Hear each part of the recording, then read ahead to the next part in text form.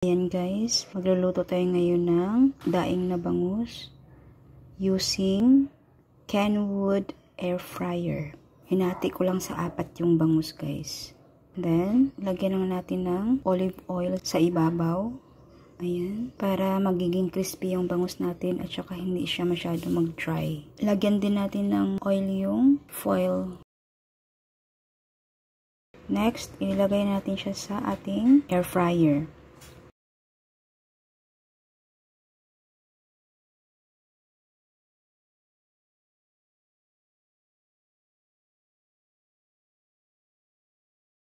Ayan guys, ready na yung ating bangus.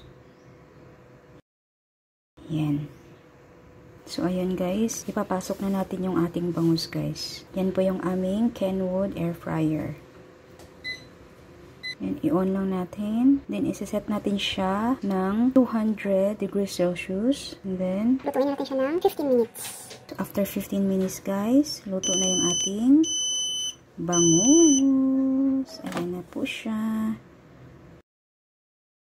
Oh, very nice yung pagkaluto guys. Less oil pa. Ayan, thank you very much for watching guys.